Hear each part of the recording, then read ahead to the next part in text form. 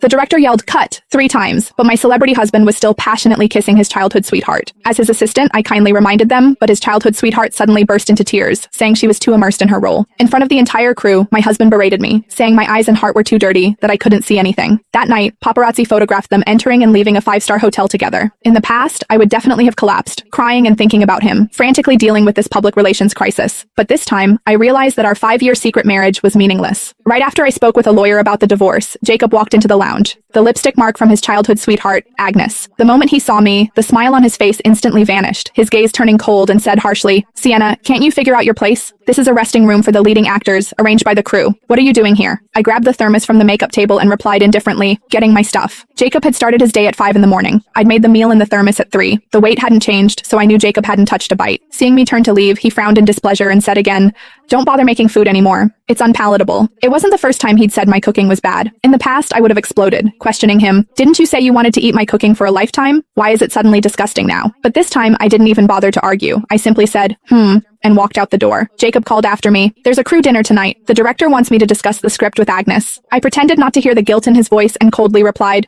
"Okay." After closing the door, I threw the thermos into the trash. The last scene had been filmed close to home, so Jacob hadn't stayed at the hotel. He returned home around 1 a.m. Seeing that I wasn't waiting for him in the living room like I usually did, Jacob pushed open the bedroom door and said impatiently, "Sienna, you know I have trouble sleeping. Why didn't you brew my calming tea?" I pulled the blanket over my head and lazily replied, "I ran out of tea leaves last night. If you want some, order takeout." With a loud bang, Jacob slammed the door and went into the study. That was his way of showing he was angry, and in the past, it would have been my cue to spend the night tossing and turning, eventually humbling myself to apologize. But that night, he waited until the next morning, and I still hadn't knocked on the study door. The next day, the crew moved filming to a remote mountain outside the city. For once, Jacob allowed me to ride in the van with him. Just as I got into the van, Agnes, wearing a low-cut, backless dress, walked up gracefully and said, "Jacob, do you have any bug spray? I always attract mosquitoes." Seeing me, Agnes changed her tone. "Oh, Sienna, you're here too? Then I'd better take the other car." Before Agnes could finish, Jacob coldly said to me, "Sienna, can't you be sensible? Stop causing trouble. Go sit in the assistant's car." For the first time, I said nothing and got out of the car. Watching my figure retreating into the distance, Jacob furrowed his brows. 5 minutes later, I received a WhatsApp message from Jacob. "Today, Agnes will have a scene where she shows her legs. Don't misunderstand." "Understood," I replied shortly. The typing indicator in the chat window stayed on for several minutes. Without thinking, I exited WhatsApp and turned off my phone. Without Jacob's orders, the scenery along the way became more beautiful. It was already 11 at night by the time filming wrapped up. As we were finishing, the scaffold that the carpenters had set up suddenly collapsed. In a flash, Jacob pushed Agnes out of harm's way, and the two of them rolled onto the ground, accidentally locking lips. The staff on set started cheering and clapping, and Agnes shyly nestled into Jacob's arms. "Oh no, everyone, don't misunderstand. There's really nothing going on between Jacob and me," she said. Jacob didn't respond or explain, but simply tightened his hold on Agnes. I used all my strength to push away the wooden frame pressed